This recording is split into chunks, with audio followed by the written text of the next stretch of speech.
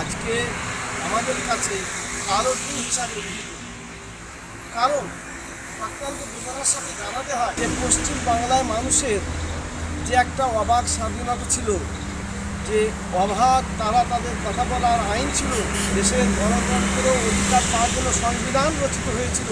সেই সংবিধান সম্মত গণতান্ত্রিক ভারতবর্ষের মুখে সমস্ত শ্রেণীর মানুষ তারা তাদের বিভিন্ন রকম অধিকার নিয়ে দাবি দাবা তুলতেই পারে। তা আমরা লক্ষ্য করলাম 21 তারিখে যে সম্প্রতি আইএসএফের একমাত্র বিধায়ক ইরজাদা নওশাদ সিদ্দিকী সাহেব তিনি আগাম জানিয়েই তাদের এই দিনটা প্রতিষ্ঠিত দিন, সেই লক্ষ্যে তারা কলকাতায় একটা সমাবেশ করেছিল এবং লক্ষ্য করা যায় যে হাতিশালা সেখানে বিভিন্ন রকম গুন্ডা বাহিনী, লেটিয়াল বাহিনীরা তাদের উপর আক্রমণ করে। সেখানে বিধায়ক ইরজাদা নওশাদ সিদ্দিকী নিজের দায়িত্বে দাঁড়িয়ে তাদেরকে নিয়ে বিভিন্ন রকমভাবে আঘাত পেয়েও কলকাতায় এসে হাজির হয়েছিলেন, সমাবেশ করেছিলেন এবং তিনি বলেছিলেন যে আরাবুলকে যে সমস্ত লেটিয়াল বাহিনী নামিয়েছে তাদের গ্রেপ্তার করা। সন্ধ্যে পর্যন্ত টাইম দিয়েছিল প্রশাসনকে যে আপনারা তাকে গ্রেপ্তার করুন, তা না হলে কিন্তু আমরা এই শান্তি শৃঙ্খলাভাবে যে করছি আমরা কিন্তু চৌরঙ্গি অবরোধ করতে বাধ্য হব।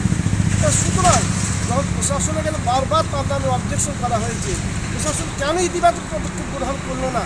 এবং অত্যন্ত বেদনার বিষয়, ফুরফুরার দাদা হুজুররা বংশধর যে কিনারা আগ্নেয়াস্ত্র নিয়ে থাকবে একটা মিথ্যা এক্সাম দিচ্ছে। আমরা কিছু মিডিয়া দেখছি, সবাই নয়, মিডিয়ার প্রতি আমরা শ্রদ্ধা সম্মান রেখে বলি কিছু মিডিয়া এটা একটা প্রচার চালাচ্ছে যে আগ্নেয়াস্ত্র ছিল তার কাছে। না, কোনো আগ্নেয়াস্ত্র লাগে না, কারণ নওশাদ সিদ্দিকীর বাড়ির পাশে আমার বাড়ি, তার ব্যাপারে আমি জানবো না, ওরা জানবে? সে আগ্নেয়াস্ত্র কেন নেবে? কী দরকার?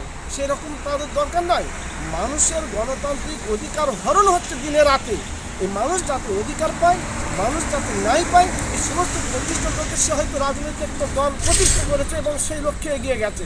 মানুষ তাকে, জনগণ তাকে ভোট দিয়েছে, সে বিধায়ক হয়েছে, জনপ্রতিনিধি। একটা জনপ্রতিনিধিকে ওইভাবে করে আক্রমণ, ওইভাবে করে তাকে হেনস্থা এবং তাকে জেলবন্দি, এর দ্বারা আমরা তীব্র ধিক্কার এবং নিন্দা জানাই। অল বেঙ্গল মাইনরিটি অ্যাসোসিয়েশনের পক্ষ থেকে আমরা বারবার জানাই যে প্রশাসন ইন্ডিয়ান পিনাল কোড কি করেনি, সেটা আইন জানেনি যে একটা বিধায়ককে এইভাবে করে গ্রেপ্তার করা চলে না। এবং আমি এটা বলতে চাই যে আগামী দিন কিন্তু পশ্চিম বাংলায় মানুষ কিন্তু ক্ষিপ্ত হচ্ছে, তুষার আগুনের মতন হয়ে আছে। মানুষের সীমা লঙ্ঘন হয়ে গেলে কিন্তু আমরা বারবার জানাই যে প্রশাসন ইন্ডিয়ান পিনাল কোড কি করেনি, সেটা আইন জানেনি যে একটা বিধায়ককে এইভাবে করে গ্রেপ্তার করা চলে না।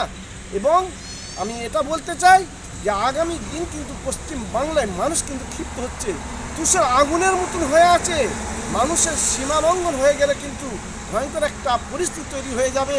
তা আমি বলবো অগ্রিম নিঃস্বার্থভাবে বিধায়ক ইরজাদা নওশাদ সিদ্দিকীকে নিঃস্বার্থভাবে তাকে মুক্তি দিতে হবে এবং তার সঙ্গে যারা 19 আরও আছে জেলবন্দি, কারাবন্দি, তাদেরকে ছাড়তে হবে। অন্যান্য রাজনৈতিক দলের আমরা প্রতিবাদ দেখেছি, কত কি গণ্ডগোল করতে দেখেছি, তাদেরকে গ্রেপ্তার করা হয়, 2 ঘন্টা 3 ঘন্টার মধ্যে ছেড়ে দেওয়া হয়। অথচ এটার উপর কেন আক্রমণ? তাহলে মুসলিম একটা নেতা তৈরি হচ্ছে বলে নাকি? এটা মুসলমানের একটা গন্ধ হচ্ছে বলে এই জন্য আত্মপেশা চিন্তা করা প্রশাসনের। প্রশাসন একদম যে খাঁটি পোশাকটা পরে আছে তার সম্মানটা ভুলুণ্ঠিত করলো বলে আমি মনে করি। তাই বলবো অবিলম্বে নিঃশর্তভাবে নওশাদ সিদ্দিকীকে মুক্তি চাই, এইটা আমরা দাবি রাখছি। আগামী দিনে পশ্চিমবাংলা মানুষ কিন্তু ক্ষিপ্ত হয়ে গেলে আর কিন্তু প্রশাসন রুখতে পারবে না, কারণ ফুরফুরা শরীফের যাদের আপামর বাংলার মানুষ সম্মান করে, ভালোবাসে, এই হেনস্থা কিন্তু তারা কখনোই মেনে নেবে না। আবু আবদুল্লাহ, সভাপতি অল বেঙ্গল মাইনরিটি অ্যাসোসিয়েশন।